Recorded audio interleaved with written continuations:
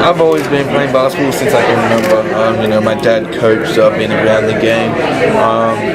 I think I started playing when I was 4 or 5. But there is a lot of good talent in Australia. People just don't know it, and that's the thing that in America they just don't know it and they don't look there. So hopefully in the years, and I can get the word out there that there are some good players out there. You're not all just playing Australian rugby or football, or no. Well, that's the thing. Like we get to kind of like my age, and they get football offers, and then they end up going to football because they get no basketball offers because no one knows who they are. So, at what point did you start really thinking, "Gosh, I could maybe make a career out of this"?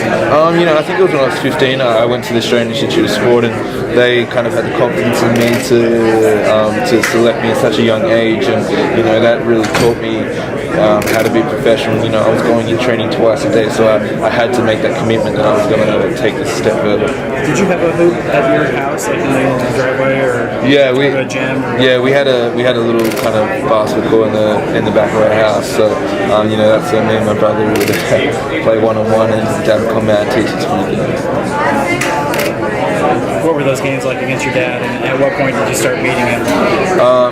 It was funny actually. When I was really young, me and my brother used to play, and he was always 2 years older than me, so he always used to beat me, and I would always cry and run into the house and tell my mum and dad, and they said one day you'll beat him.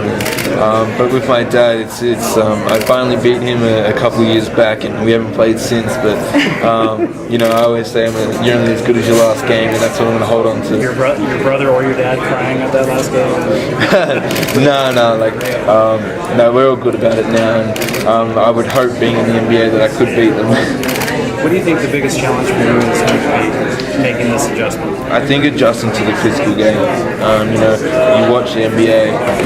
It's different watching it on TV from being from Australia, and then coming to live games and watching it. You just see the grabbing, the holding, and getting into the paint, how physical it can be. So I think just that aspect of the game and getting used to that will be a challenge. How do you adjust to the altitude? I mean, that's here in Salt Lake City. Well, I've heard of that. It's really high, but I don't know what's the difference. So I'm just gonna go with it. And, What was it like making all those commercials before you? Yeah, Karl Malone was in one before yours came out. Yes. Burgers are ready. Yeah, I know, I did. And when Foot Locker came and said they would want to do some commercials, I was up for it. And seeing that Damian Lillard commercial, like I cracked up laughing. I got the script from mine, and I was having a laugh. And it was a fun day, even though it was constantly just bagging me out. But I had a good time, and they got a good result out of it, and everybody loved it. Have you gotten teased about them, or good compliments, or what's the reaction with them? Yeah, no, all good compliments. People come up to me and go, nice run-ins or stuff like that. So it's good to know that people are watching and seeing it. Realizing this just happened, but any high lottery pick, there's expectations. Do you feel those expectations?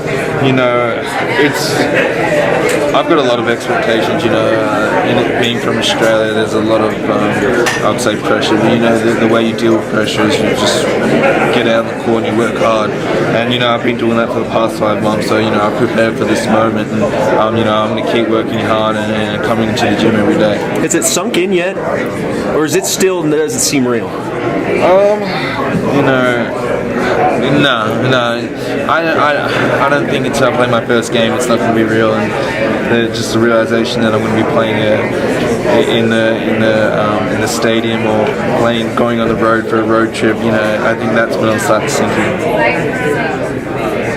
Dante, can you educate us a little bit on what we're missing here? Is it Vegemite? Is it Tim Tams? Tell me what we're missing. You guys need some Tim Tams. Okay. I brought over some Tim Tams, but those are all for me. But Tim Tams are the greatest things ever created. And, I think if you get them over here, everyone will love them. What's the biggest misconception Americans have of Australia? That we don't put shrimps on the barbie.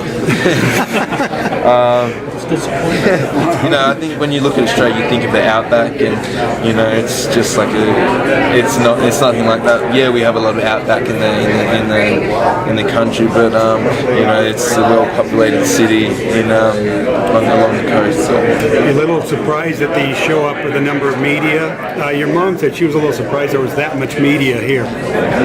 You know, even yesterday, when I got drafted, I didn't get out of the finish with media until 8 o'clock. You know, I was just, it was just crazy. You know, even being here and seeing all you guys and having to do it all again. It's crazy, but you know, it's what comes with being drafted. So you know, I'm up for it. Were you nervous at all up there either yesterday or today? You know, I wasn't nervous going into the draft. You know, when he started doing the countdowns, that's when it kind of hit me. But you know, I got a call from Utah when we found out that Orlando wasn't taking me, and you know, I spoke to coach and how he was happy to have me. You know, his background in being a point guard from Duke, you know, made me feel good.